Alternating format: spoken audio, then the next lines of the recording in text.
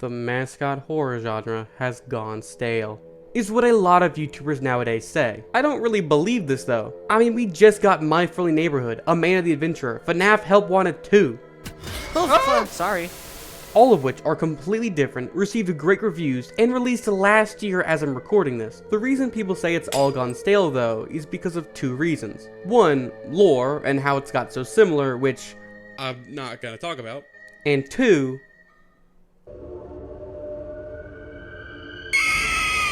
yes, Garden of Banban, the game everyone hates yet still keeps talking about. However, why is this game hated so much? Is it because of the low quality assets to make it look like a cash grab?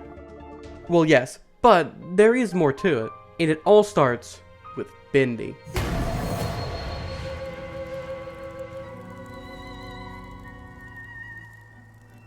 Bendy and the Ink Machine released its first chapter in 2017 and received a lot of positive reception. It was creepy, had a cool aesthetic. That's about it. However, it showed promise, so people stuck around. As the chapters kept coming, the game started to receive more and more hate. Chapter 3 specifically had a ton of people getting irritated, saying that it was just a load of fetch quests. The errands would be fine. It's just that I have to climb up and down these stairs with a creepy stretcher in. Spare parts. Are you serious? That's the one thing that I don't like about this game, is it's very much about going back and forth. Like, cool. Bendy makes one of the biggest mistakes any game could make. It was made without a game in mind. Like, let me ask you this question. What is Bendy's gameplay actually about? I don't want to know about the lore or the intrigue behind the game. I want to know about its gameplay. What makes up Bendy's gameplay?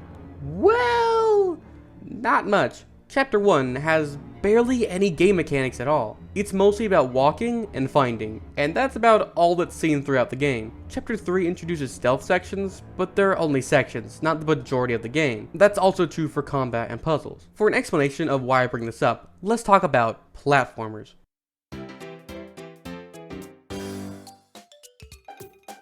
If I asked you to make a platformer, what's step 1? Well, I'll tell you, it's to make an intriguing main mechanic, like Sonic's Momentum, Madeline's Dash, the Messenger's Cloud Step, or one of the countless ideas from the Shovel Knight games. Point is, you wouldn't make a platformer just about jumping, because that already exists. Mario just jumps. And his games are good because they have great levels, but even still, most new Mario games add on to that. Sunshine's Water Jetpack, Galaxy's Gravity, Odyssey's Captures, something to make it more interesting. Now, think back to Bendy. What does Bendy have? Really the only thing that remains consistent are the fetch quests, and you can make a game about them, but Bendy doesn't act like it's trying to. Nearly every time the game asks you to find something, it ends up being randomly generated. So the game could have been designed so that you had subtle clues leading you to each item, making you feel like a genius. But they decided to make it random, meaning the only mechanic this game really has was given up to chance whether it would be good or not. It's bad. The side mechanics of combat, puzzles, and stealth are fine, but they're all too basic to really be interesting or good enough to hold up the whole game. Like in Chapter 3, Bendy is supposed to be walking around the whole facility and can randomly encounter you. However, I barely even found him, and when I did, it was more irritating than fun. The mechanic does show promise though, as it fits with the explore and fetch stuff gameplay, but adds something a bit more interesting. Too bad it's only in one chapter, and sucks!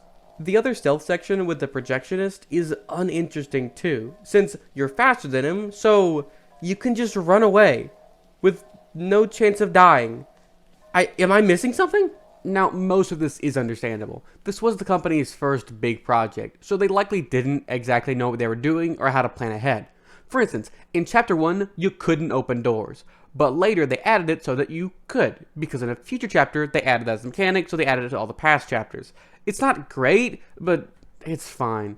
This can't excuse not having a main mechanic, but it can excuse some of the game's random structure.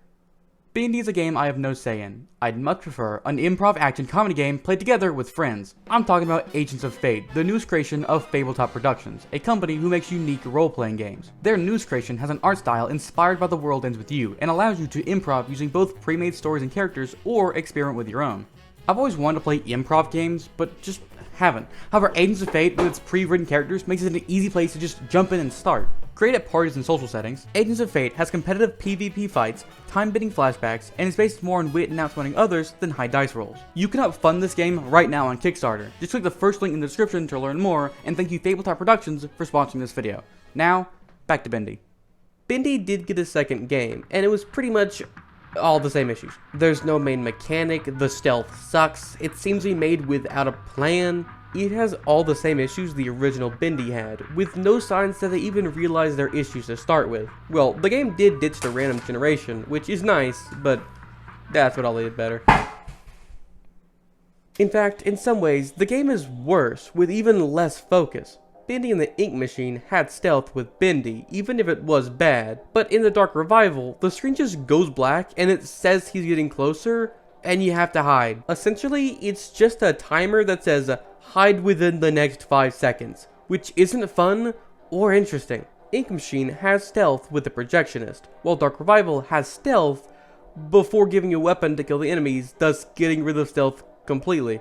Well, stealth does come back in Chapter 4. They introduce it in Chapter 1 before getting rid of it immediately, and they don't bring it back until 3 chapters later? It feels like they honestly forgot that stealth even existed. Similarly, early on you find these number lock puzzles, and they're fine, but eventually they stop showing up before randomly coming back in Chapter 4 one time, and then never again. Again, it feels like they just forgot these existed. This feels like someone's trying to make a game from start to end in a linear order with no planning. I used to make Minecraft adventure maps and had this exact problem. I thought of these puzzle ideas where you had to move armor stands around and add it into Chapter 1, but then I just forgot it was there and they stopped showing up. And Chapter 4 randomly turned into a Metroidvania. I'm not kidding. I was a kid, so I just made whatever I wanted. I had an idea for where I wanted to go, but I didn't plan anything, so my mechanics and ideas didn't really evolve or go anywhere. It was just random, kind of like Bendy. My excuse was that I was a child. The Melee doesn't have an excuse. I mean, the games aren't the worst in the world. They just seem like they're made by amateurs. Like Chapter 3 is mostly about exploring the sewers, but then you encounter a ruler of some tribe, kill them, and leave. What? This wasn't in the sewers, mind you. No, you leave the main setting of the chapter to make a weird pit stop at some tribe that has absolutely no reason to be here, then you leave. What's the point of this? I mean, I guess it's interesting, but it's so short and not really a part of anything around it, making it feel out of place. Maybe that's what they're going for, but to me, it feels more like they went, okay, we'll have a locker room and then a big rest area for the artists, and that'll be the end of Chapter 2. Yeah, okay. Chapter 3 will start with what's the unique idea? Could have a boss fight. Yeah, against spiders. Why not? Oh, absolutely, absolutely. Yeah, then what's another area type? The sewers. Ooh, good one, good one, good one. Then we'll just move on to Chapter 4. Wait, no, I feel like something's missing here. What, like a main mechanic? Nah, it'll be fine. No, we should add one more room to Chapter 3. Why? Because we can. I like what you're thinking. We're Joey Drew Studios. We can do whatever we want. I've hated on Bendy enough, which isn't exactly fair, since minigames would straight up copy Bendy's formula, the two most popular being Poppy's Playtime and Garden of Banban. These games take cues from Bendy, but just do it differently. Like, Poppy adds a main mechanic, but its gameplay is just as all over the place. And Banban is just as directionless as Bendy, but with worse graphics. While all three of these games do have some good ideas, they all seem to be lacking the most basic one. What even is the game? Doki Doki knew what it was, and it turned out great. Fnaf, the icon of mascot horror, and indie horror in general, is founded on its unique gameplay. Iron Lung, a game lacking in most basic ideas of gameplay, still knows what it is and does what it's trying to do as well as it possibly could. Bendy has an identity crisis, because it's supposed to be a cool idea or story or even animation, but it's forced into a medium that it didn't belong, and it suffers because of it. Okay, why is it so depressing in here? I want to clarify, I'm not hating on Bendy. Okay, I am, but I still have a soft spot for it. And if you like it, that's great. I just can't. Before anyone comments, I'm aware of Horus in the Dark Survival. I just don't like the game very much. Even though it has a focus, I just don't find its gameplay that interesting. I gotta applaud it for just having an identity and things like that. It's just not fun. So, I don't know. I didn't really want to talk about it. Maybe later.